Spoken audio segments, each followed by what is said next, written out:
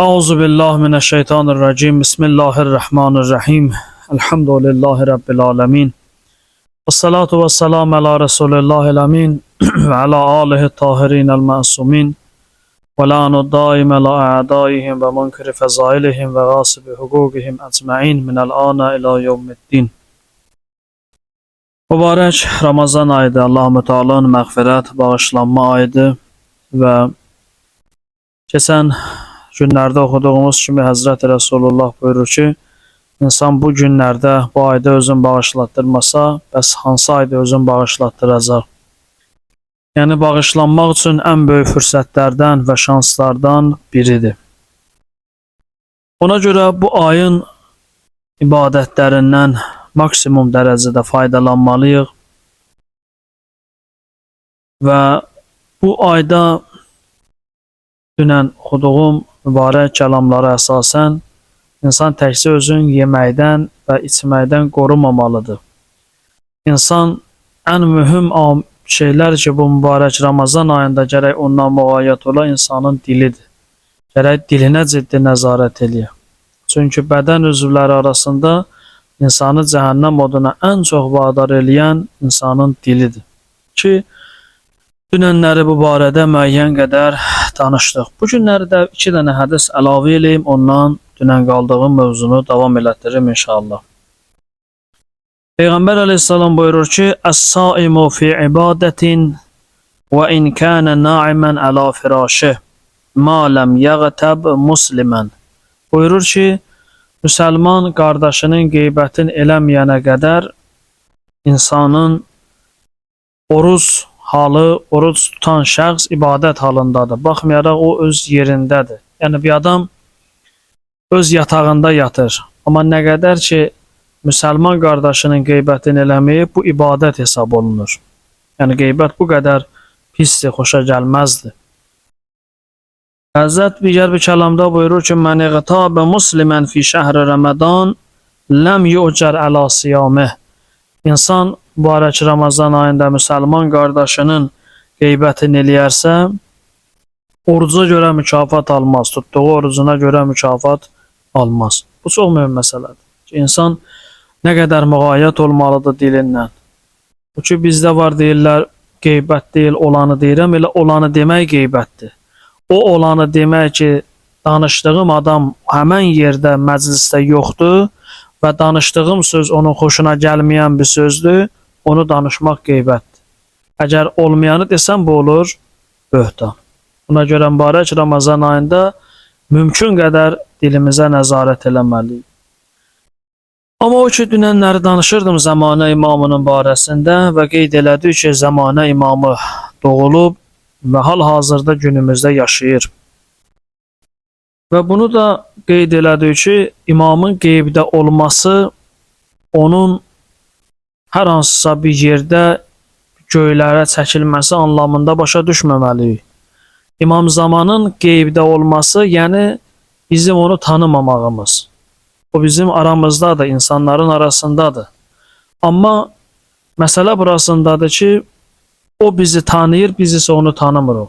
Ki, dünənləri oxudum ayəsin, Həzrəti Yusuf əleyhissalamın qardaşlarının misalın. Gəldilər, qardaşları Yusufu tanımadı, amma Yusuf əleyhissalam isə qardaşların tanıdı. İmam Zaman əleyhissalam qeybdədir, yəni biz onu tanımırıq. Onun özün də müəyyən vaxta qədər tanıtdırmaq icazəsi yoxdur Allah tərəfindən. Və burada bu günləri, bugünkü məclisimizdə bir şübhəyə cavab vermək istəyirəm. Necə ola bilər insan 1000 ildən artıq yaşasın? Bu mümkündürmü? Bugün İmam Zaman əleyhissalamın 1000-dən yuxarı yaşı var, 1100 neçə yaşı var. Bu mümkündürmü? Buna 2 yöndən cavab verəcəm. Əlbəttə daha çox ağırlığı dini tərəfinə verəcəm. O da budur ki, əqlən bir insanın uzun ömürlü olması mümkünsüz deyil. Yəni heç kim bugün durub iddia eləmir ki, insan uzun ömürlü ola bilməz. Əksinə, bu günləri görürsünüz, müxtəlif elmi dairələrdə araşdırmalar aparılır, tədqiqatlar aparılır ki, insanların ömrünün uzanmasına müəyyən əlac olunsun.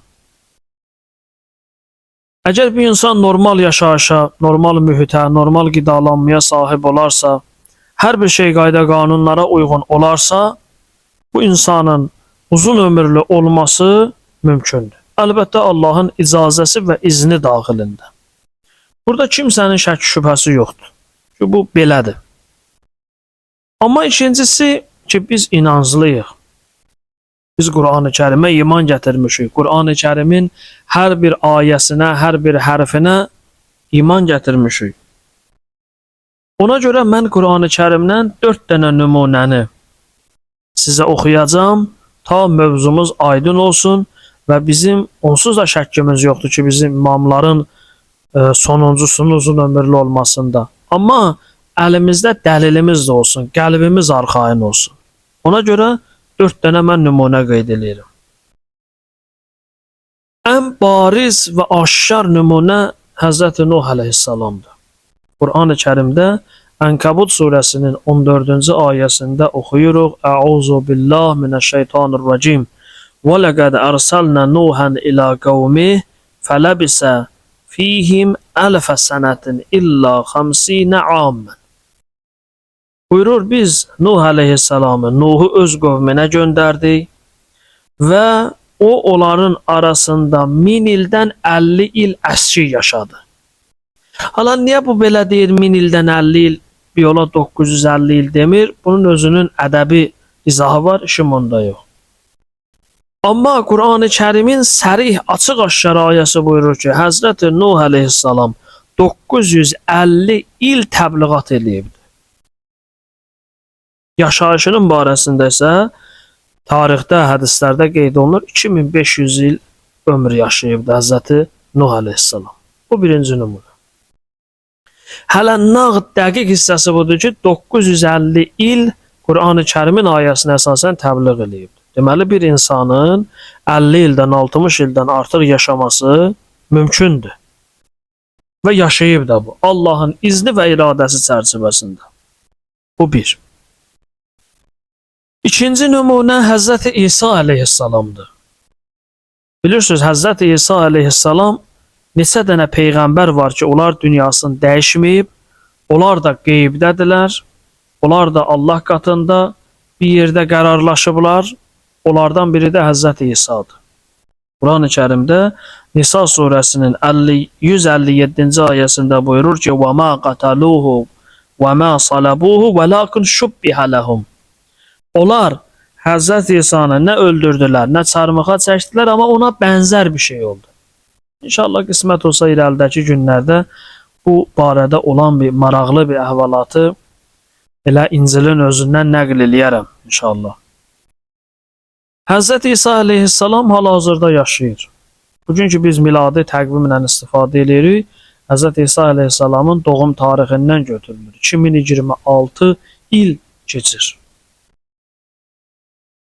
Hələ bildiyimiz hesablanan 2000 ildən yuxarıda Həzrəti İsa əleyhissalam yaşayır. Deməli, bu mümkündür. Üçüncü bir nümunə Qur'an-ı Kərimdə ilahi peyğəmbərlərdən və elçilərdən olan Həzrəti Yunusdur. Və innə Yunus ləminəl mursəlin. Qur'an buyurur, Yunus göndərilmiş peyğəmbərlərdəndir. Uzun müddət təbliğat aparır. Cəmi 2 nəfər Həzrəti Yunus əleyhissalama iman gətirir. 2 nəfərdən başqa heç kəs Həzrəti Yunusa iman gətirmir. Həzrəti Yunus əleyhissalam çox narahat olur.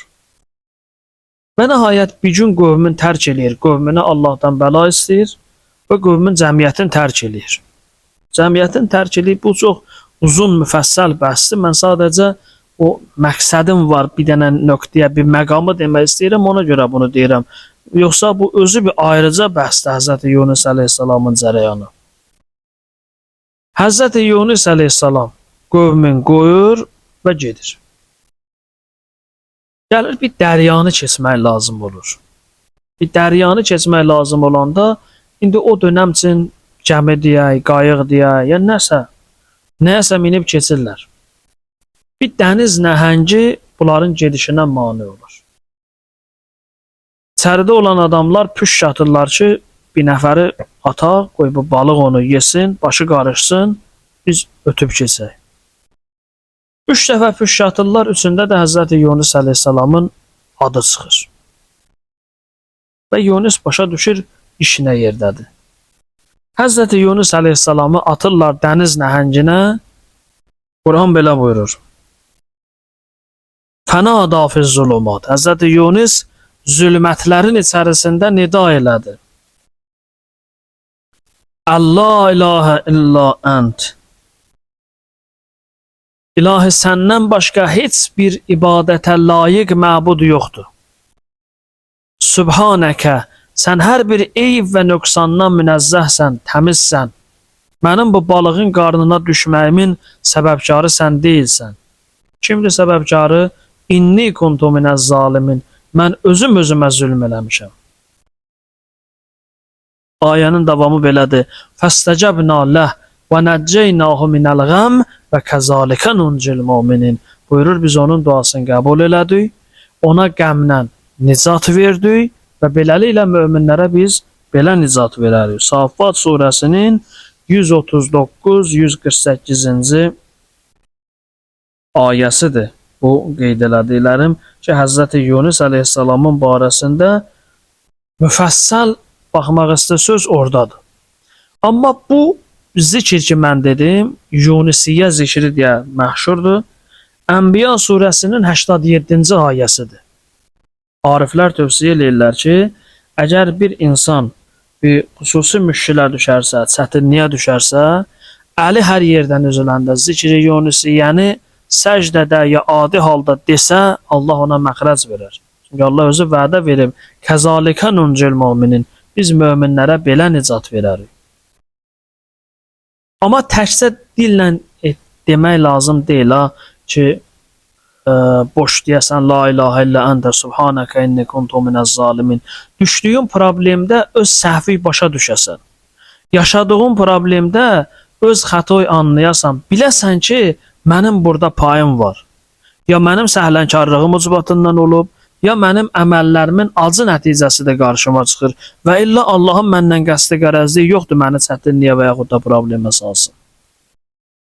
Bu niyyətlə, bu düşüncə ilə bu zikri oxuyan insan düşdüyü çətinliklərdən Allahın izni ilə nicat tapar. Məqsədim budur. Məqsədim buradadır ki, ayə Qur'an-ı Kərimdə Saffat surəsində belə buyurur. فَلَوْلَا أَنَّهُ كَانَ مِنَ الْمُسَبِّحِينَ لَلَبِثَ فِي بَطْنِهِ إِلَى يَوْمِ يُبْعَثُونَ. Əgər Yunus əleyhissalam o zikri, o Subhanallahı deməsəydi, onu qiyamət gününə qədər o balığın qarnında saxlayacaqdı. Baxın, Allahın iradəsidir, Allahın qüdrətinin göstəricisidir. Allah buyurur ki, balıqlıq deyil, Həzrəti Yunus deyil, mən saxlayacaqdım bunu. Amma Həzrəti Yunus ki, zikri dedi, etiraf elədi, etirafı onun balığın qarnından qurtulmağa səbəb oldu. Bu ikinci dəlil. Deməli, bir insan əgər qiyamət gününə qədər yaşamaq şansı varsa, özdə balığın qarnında normal şəraitdə niyə olmasın? Bu iki. Daha doğrusu üçüncü nümunə. Dördüncü nümunə Həzrəti Üzeyr əleyhissalamın barəsindədir. Deyir, Həzrəti Üzeyr əleyhissalam bir yerdən, kətdən keçirdi, gördü, bəla gəlib, bütün bunlar hamısı alt-üst olubdu, bunların yerləri, özləri də pis durumdadılar. Bir anlıq fikirləşdi ki, ilahi, bunları necə dirildəcəksən? Allah bunu 100 il öldürür. 100 ildən sonra ayıldır və sual verirlər buna. Nə qədər yatdın, nə qədər keçdi bu müddət? Deyir, bir gün ya gün yarım. Bunu deyəndən sonra Allah buyurur ki, mənim peyğəmbərim, fənzur ilə təamikə və şərabik, ləm yətəsənnə, buyurur ki, yeməyivə və suyuva bax, ki, dəyişilməyibdir, xarab olmayıbdır. 2. Vənzur ilə himarik, bax, indi uzun qulağı var. Uzun qulaqsa çürüyüb aradan gedib, bir şeyin üstündən 100 il keçə, Orada uzun qulaq qalmaz ki. Amma Allah mütəal mənim məqsədim burada qeyd eləməkdə məqsədim budur ya. 100 il keçir, uzun qulaq çürüyür.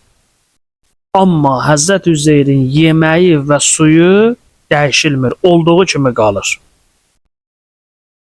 Yeməyi və suyu 100 il dəyişilmədən saxlayan Allah Zəmanə imamın da 1000 ildən yuxarı yaşada bilər və yaşadır.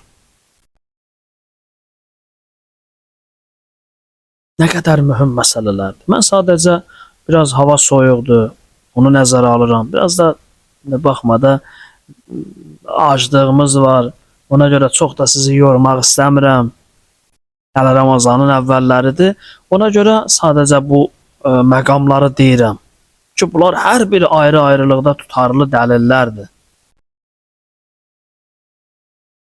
İmam Zaman əleyhissalam hal-hazırda 1000-dən yuxarı yaşı var və yaşayır. Və bu qeyd elədiyimiz dəlillərə əsasən yaşaması da mümkündür. Burada bir dənə də şübhəyə mən cavab verim. Buyurur ki, İmam Zaman əleyhissalam zuhur eləyəndə 40 yaşında cavan oğlan kimi, cavan oğlan simasında dünyada zahir olacaq, insanlar görəcək. Deyirlər, o necə olur? Da indi 1000 ili dedim, başa düşdük. Da 1000 il yaşayan adamın 40 yaşında olmasını deyirsən, buna da bir söz dinlə. Cavabı deyim. Cavabı çoxdur, amma sizi dediyim kimi yormaq istəmirəm. Bir dənə praktik nümunə deyirəm. Cavab budur ki, Allahın qüdrəti buna çatır. Allah eləyə bilir, iradə eləsə birin 1000 yaşında yox, 10.000 yaşında olan adamı 40 yaşında göstərsin, bunu eləyə bilər. Bu bir. Bunda bizim şübhəmiz yoxdur. Amma ikinci praktik bir dənə nümunə deyim. Necə ola bilər ki, İmam Zaman əleyhissalam 1000 yaşında deyək, 1000 neçə yaşında zuhur eləyir və 40 yaşında olan bir insan formasındadır? Belə şey olar, bəli. Alimlərin biri gözəl bir misal deyirdi. Deyirdi, məsələn, biz saçımızı kəsirik, kəsməsi uzanır. Dırnaqlarımızı kəsirik, kəsməsi uzanır. Saqqalımızı kəsirik, kəsməsi uzanır. Amma eyni vücuddan qidalanan bizim kipriklərimiz də var. Fərz eləyək ki, indiyə qədər kipriyin kəsən görübsünüz? Yox. Şayad kimsə kipriyin kəssə belə, kiprik kəsildi, gələcək indiki vəziyyətində, hərənin özündə nə boydadırsa, kiprik gələcək həmən əndazədə dayanacaq da ondan o yana keçməyəcək. Ondan o yana keçməyə artıq icazə verilməyib. Deməli, İmam Zaman əleyhissalamdan 1000 yaşı olmasına baxmayaraq, onun 40 yaşında kimi olması mümkündür. Bu mümkündür. Bu da bir praktik bir dənə nümunə dedim ki, məndən xatirə qalsın, yadigar qalsın bu sözdə. Zəmanə imamını tanımaq lazım. O hədis oxudum, mən matə və ləm yərif imamə zəmaneh matə mitədən zahiliyyə. Kim zəmanə imamını tanımadan ölsə, cahiliyyət dövründə ölmüş kimidir.